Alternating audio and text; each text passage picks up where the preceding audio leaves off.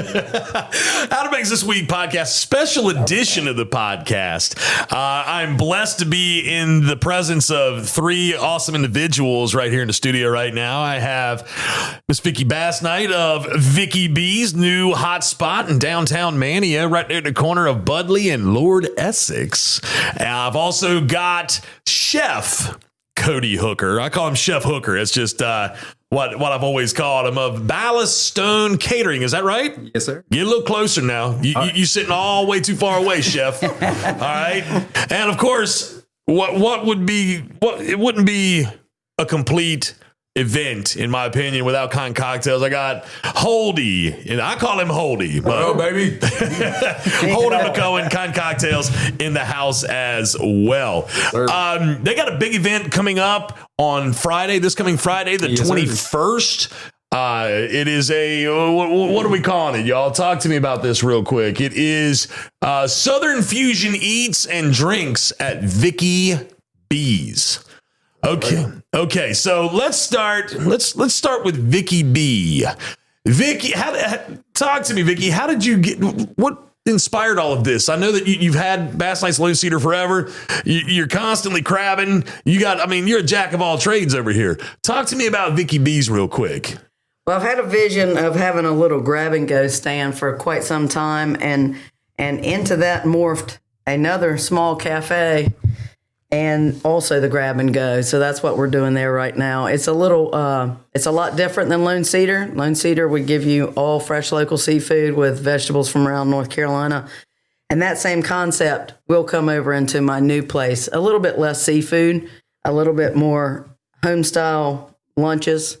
Dinners is also what I say is local fare with a worldly flair. That's kind of what we're doing. So we've got little Asian-inspired dishes in there, some French-style dishes, some Italian-style dishes, a little bit different up in there. And these boys are going to bring you something that's even going to blow your mind a little bit more with this bourbon dinner. Now there's some uniqueness about the location of Vicki B's. It was a home of, was it H.A. Creef's father? H.A. Creef's father, yes, sir. H.A. Creef, for those of you that may not know, he owned and operated the Pioneer Theater for many years. So just to draw a reference there, this ain't just a building that they just popped up overnight. This is a landmark in a lot of ways. So talk to me about the place where Vicki B's is now located. Very much so. The Creef family sold the home to the Faring family, and the Faring family has reinvented the home, really. They left everything pretty much the same. It's beautiful. It was built in the 1940s. Herbert Creef Sr.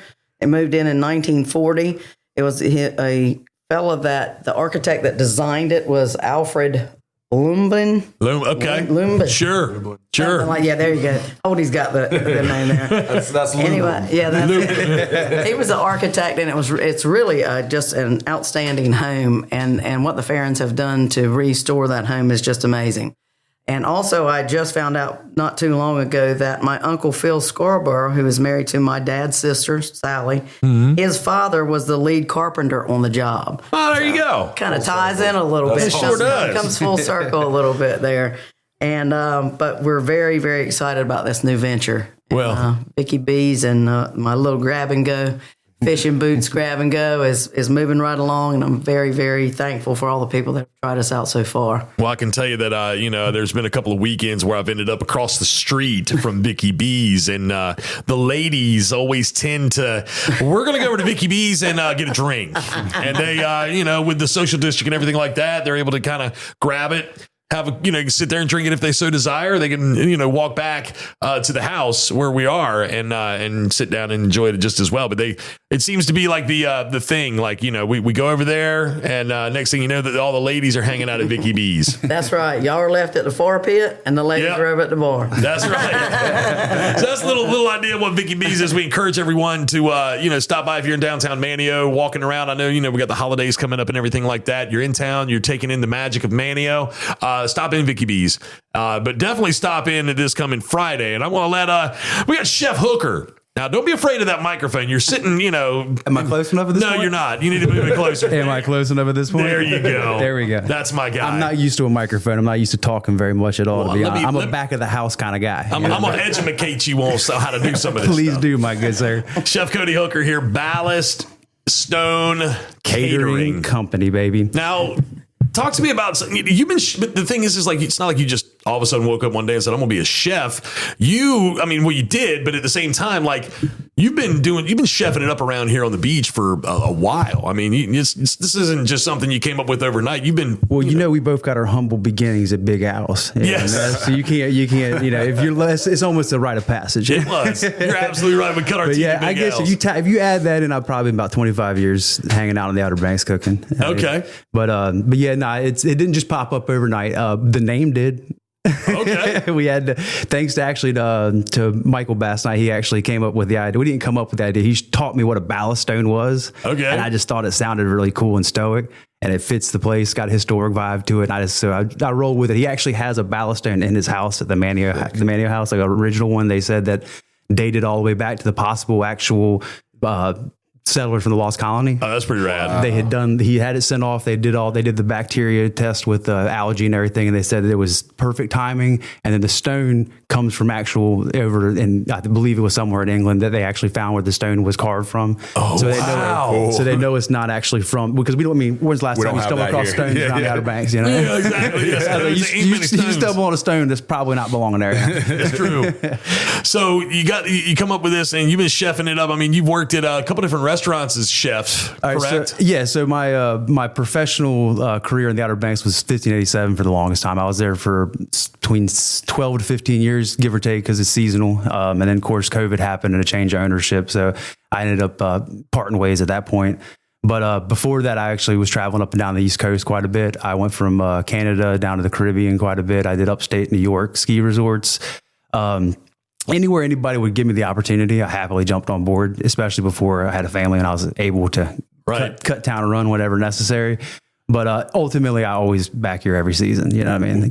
Can't leave. I know that you've done a lot with like new vines downstairs. Yeah. Oh yeah. So actually, that was kind of a fun situation. I when they first moved in and they first started the bar there, I just used to stop in and just drink and check out their wine selection. And Garrett, being a CIA man that he is, he found out who I was from the restaurant, and then within a week they had got my number and all my personal information. I'm just kidding. They got my number and they called me and asked if I was interested in doing some wine and dinner pairings. And 3 years rolled by pretty quick with that, and that was actually quite a good time and a good experience. And then we pretty much, me and my buddy Brendan, from that point have kind of developed this private wine and dinner catering company that we're not doing weddings. We're not doing rehearsals. We're nothing like that. We're doing it's just it's. So the same thing. So they say I was like, someone will probably try to drag me in, but it's more about teaching. It's more about the experience. We want kind of people to have like the ability to learn a little bit more about their palates and about what's actually can be done with food and wine.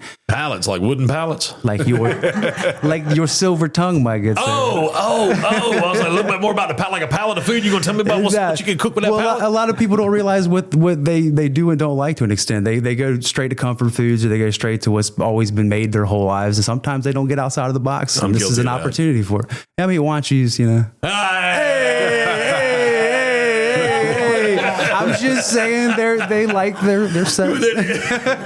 well, that's interesting. I love it. I mean, and again, you've got a lot of accreditations when it comes to all the chefing that you've been doing and things like that. And of course, I may have had a hand in the owners of New Vines getting your phone number, but now we know. Yeah, it wasn't a super sleuth. It was the man upstairs with a microphone. The man upstairs. Wow. Okay.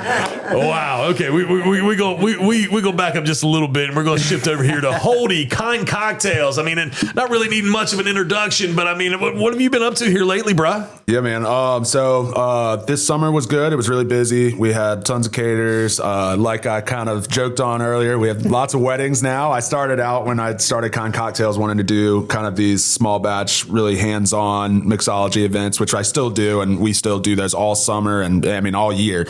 But I've found as a business owner that weddings are a good thing to take on. I found that the amount of work you do for a 15-person class is going to be not that much different than a 100-person wedding, and you're going to make some more money. And so it's sometimes is worth it. Sometimes I know cooking's a lot different than making cocktails. So, but yeah, it's just been a busy kind of change. I mean, everything's getting bigger and bigger, it seems like, and we're having more fun, meeting more families and kind of connecting with more people. We're trying to make sure that we still kind of keep the Kiiind philosophy behind it and really make the events about the family time and connecting and you know, the whole drinking aspect of it is something, but I think it's really important that we really kind of highlight what the event does and how we get to be around these families that are choosing to be with each other and spend quality time with each other and just kind of just choosing each other. And that's really what my company, I feel like, is what makes it special. You know, anybody can make a drink, but it's really nice to be able to like kind of curate these special moments with families. And so that being a wedding or being a small 4-person cocktail class, it always feels like you kind of make a lot of really good connections. And now I got 5 different families to go sit at Thanksgiving with and have a little bite with them just because we gotten that close. So it's really nice. But I'm looking forward to Friday. We Cody and I are putting together a really awesome menu. We got the French Southern thing going on. Yeah, let's talk about that. Let's go right into it. You're good segue there. Southern fusion eats and drinks at Vicki B's with Kiiind Cocktails and Ballast Catering Company. Now, when I started reading about French Southern eats, I don't know, my mind just went to Cajun, and I was like, man, I got to get my Creole on now. Well, come on now, boy. Hey, man, now, boy, you make him an out. That was horrible. Put it on crack a dude. But that's, in a lot of ways, that's where my mind went, but I don't know if that's necessarily the case, is it? The wording might have been maybe confusing to some, but the concept actually is I'm classically French trained, but I come from the South, so all I've done is taken classical French techniques and recipes and applied my grandmother's nice little sweet touch, which is, nice. You know what it is. Yeah. So it's for Southern American French fusion is a better way to put it, but it's just a little too much wording for it. Yeah, that's a big title. So it's better. It also gives me something to talk about. If it was all there, I would just sit here in silence. That's right. So it says it's a 5-course dining journey. Ooh. Not just a 5-course sit down, 5-course dining journey curated by Chef Cody Hooker. So you're going to curate this thing. Yeah, I mean, fancy words for just I'm going to host it as best I can. Do you now? Let me ask you this. Now, do you you got the menu ready and everything like absolutely, that? Absolutely. Oh yeah. Care to share? Yeah. Or is that still kind of like a little mystery? It's a secret. Yeah. Well, so actually, the menu's been posted a little bit. It's a different posting. It's not on Facebook, unfortunately. It's only on Instagram. I've been fussed about the Facebook thing already. Okay. So I have posted it on Facebook as well. This event I'm reading right off of OuterBanksThisWeek.com under the events tab. See, hey, I wouldn't even have known it was there until you showed me. You're welcome.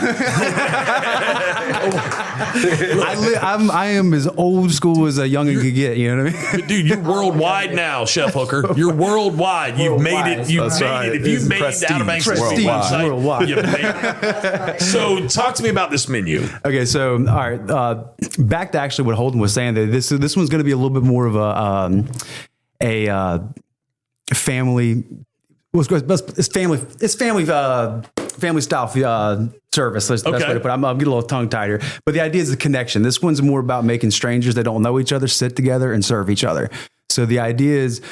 It's going to be menu-wise. We're going to start off with we're going to have fried Brussels sprouts that are going to be tossed in truffle oil and Parmesan. Oh, son! Then we're going to do fried smashed fingerling potatoes. And this is all appetizer stuff. Now that's going to have a malt aioli for dip and sauce. Of course. The main thought behind these two items right away is the fact that Holden's going to be making some pretty stiff cocktails, and we need to make sure that we keep people on their.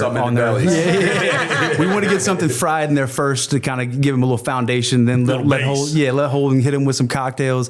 The main entree was actually going to be a country ham and pea mac and cheese with Gouda Mornay. Ooh. And that's, again, these are all cozy comfort foods. The idea is, again, to put something heavy in their stomachs so we don't send everybody off, flying when they're finished. Because, again, five courses. And they're going to have 5 cocktails. I mean, so it's going to be, but anyways, in between that, there will be a tart, which will actually be the only thing I'm going to be plating. But the first 3 items are going to be done family style, where they'll be set in between every periodic group of people, and they actually will have to pass the dish Oh. So if you're sitting with someone you don't know, they're going to go, hey, can you please pass the Brussels sprouts? You're going to go, what was your name? I love Bill, it. thank you for passing. It's nice to meet you, Bill. So the idea is this forced connection, not necessarily they forced, but it's the idea of giving people the ability to meet people they don't know and have a little bit of connection with food and drink. Because there's nothing quicker to creating friends and family, as Holden was saying. This is by quickest way to the heart to the stomach. You know what I mean? Yeah, amen. Yeah. So Just in time for Thanksgiving. just Come in on. time, yeah, and Everybody's getting in the spirit, baby. oh yeah. So and of course, which was very much the theme was those Thanksgiving vibe bourbon. So, You know, too bad we don't have a football game playing. You know? We're going to be featuring a lot of different bourbon cocktails, and the social lubricant. That's an important thing. That's going to help with all this. But yeah, we're going to be pairing. We're going to start her off with a nice infusion, basil lemon infusion champagne, and then from there we're doing a let's see. Let me pull it up. Make sure I don't say anything wrong here. But we're going to do a cranberry buck. That's going to be bourbon, French Lillet, cranberry reduction, some homemade ginger beer. And we're going to do a Manhattan with bourbon, sweet French vermouth, some tarragon infused cherry, and then some Peychaud's bitters. And then we have a Languedoc sour that we're doing. That's going to be bourbon, a strawberry syrup, fresh squeezed lemon, and then a French Cabernet and cherry nitrogen foam that I'm making for that one. Oh. And then the last one we're doing is a Cafe au lait, which is like a strong coffee that I'll then have like a hazelnut liqueur and cream nitrogen foam that'll go on top of that. So going to have a lot of different varieties and a little bit of that caffeine at the end to get the pep in the step, Oh yeah. But of course, also there will be an apple pie there towards the end. You got to give somebody a sweet tooth thing. So you so can't that's skip out on the apple pie. Yeah, that's the fifth course. Of course, is excuse me. I'm sorry, pecan pie. Pecan pie. Pecan. It's pecan. Let's go say ahead and get this pecan. straight. Let's It's get it pecan straight. pie. Pecan. It's pecan pie. So It's pecan, and right? if anybody knows it's Miss Vic, it's pecan pie. Okay. It's pecan But for sure. yeah, it's one thing I do want to mention too. We kind of got a little straight away, but the venue is phenomenal. Like, if really anybody hasn't seen Vicki B's patio under the lights, oh my Gonna god! ask now. It says sip, savor, and learn under the stars. Ooh, yeah, baby. I'll tell you what, with the cozy heat, if it's chilly out, which, this time of the year, it has a tendency to be that way. Cozy heat lamps and great company, as you were just talking about, making new friends. It's a night you don't want to miss. Oh yeah. So how can we not miss this night? What's the steps here? Can I just show up and be like, give me 2 tickets? I'm gonna let Holden take that one. You can go ahead and message us if you want, but you can also check on Outer Banks this week. You can check on the Facebook event, or you can go onto my website, kiindcocktails.com. That's KIND cocktails.com. And you'll see on the event page there, you can get tickets from there. The ticket link I have is for a single ticket, but feel free to give us a call or message us if you want me to make a link for you with, let's say, 4 people or whatever it is, whatever number of tickets you want, and you don't want to do it one at a time. I'm happy to make a link for you guys for that. But give us a call. Let us know if you want to come, and we'll make sure to hold a spot for you. I think we only have, 25 spots? Yeah, in total? limited space. Limited space. I think we're already we're at about 10, maybe. Maybe a little more than that. By Maybe now. more than that. So we have some spots left, but you guys, if you're interested, it's important to give us a shout so we can save that spot for you and we can know how much to prep for you. Yeah, absolutely, Holden. And what you were saying, this, if you go to outerbanksthisweek.com, you find the event. There's actually a area you can click that says registration site, and you're correct. It only allows you to buy like 1 ticket at that point. That's right. But you can do that. You can do that multiple times, or if you need more than 1 ticket, feel free to buy it like that. But you can also shoot us a message, give me a call, and I'll send you a link directly for whatever number of tickets you guys want. And your phone number and everything is on your website? It is. But if you need it, my phone number is 252-305-3410. What were you going to say now, Chef Hooker? You were about to say something. It might have been inappropriate. Okay. Don't nobody call me for anything but a ticket. I think pretty ladies out there. Yeah, you're going to have to talk to my wife Holden's for that taken. Holden's taken. Yeah. And to that note, hey, congratulations. Thank you. On the getting marriage. Yeah, on the marriage. Like Yeah. that. I appreciate you. Yeah, we got married in May.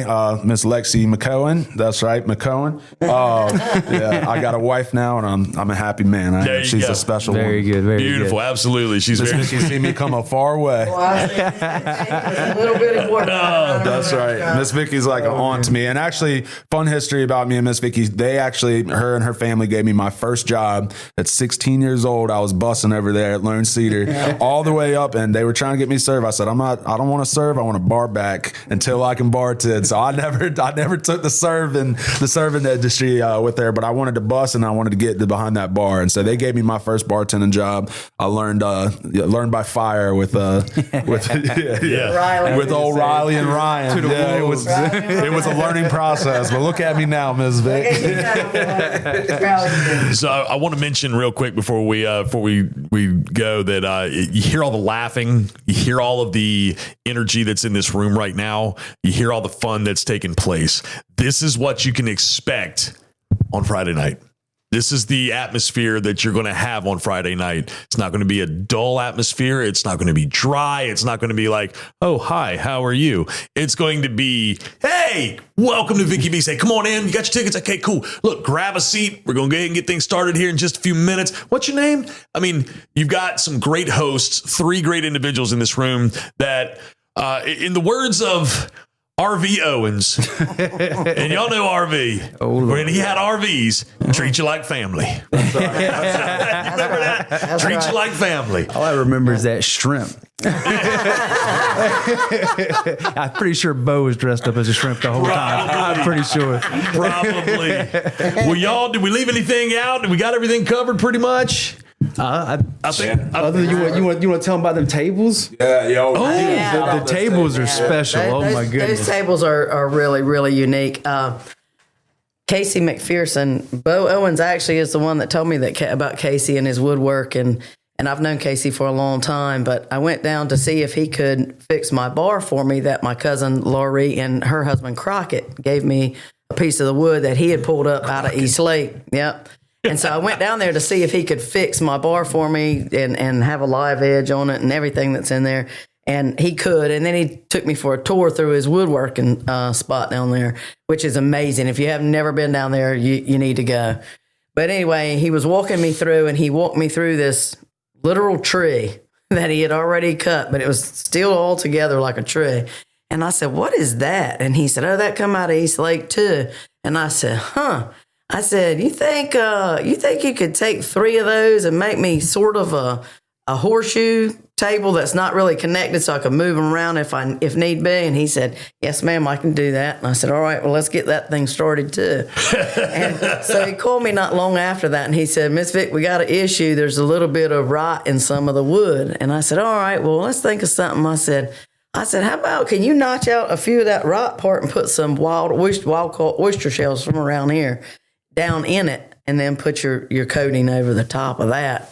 And he did, and boy, wait till you see it. It's something to be seen. Yep. It's something to be seen, and he did. I can't shout him out enough. It's beautiful, and these boys are going to put it to life. Oh, Lord. Friday, so you come on, get in here and get in it. Come on. Oh yeah, and the last thing too, that the legs, which I'm very keen on. So my grandparents and my grandfather and his brothers rebuilt the Jeanette's Fishing Pier back in the 70s multiple times. And the legs are actually made from the pylons that my grandparents set back in the day. That's cool, man. They got Crisso on them too, boy. It's still the original pylon. But if my granddad was still alive, he'd shed a tear, I guarantee you. Those things aren't going anywhere. And also the parts that hold those pylons from Jeanette's Pier, they come from the old fish house at Michoud's. Wow. So everything in that house and all the stuff we've added to the house is really, it's Dare County. Awesome, dude. I love it. Dude, I'll tell you what, I got goosebumps when you're talking about all that stuff. That's awesome. Well, Vicki Basnight, we got Chef Cody Hooker, Holden, McOwen, Kiiind Cocktails, Ballast, Stone Catering, and Vicki B's. I really appreciate y'all coming in, being a part of this special edition of the Outer Banks This Week podcast, all dedicated to Vicki B's, to Ballast, Stone Catering, to Kiiind Cocktails for the event, French Southern Eats and mixology experience this coming Friday starting at 6 o'clock. And again, you can find tickets. You can go to kiindcocktails.com to get tickets. You can also find tickets online at Outer Banks This Week. Just find the event. Too easy to do. You go click on the events tab, go search the date, November 21st, or you can scroll all the way down as long as that may take you, because we got a ton of events there. and you can find them that way as well, y'all. Hopefully a big success for you all this coming Friday night. And I thank you again for being on this special edition of the Outer Banks This Week podcast. Thanks for having us. Thanks, man. Thank you. Appreciate you.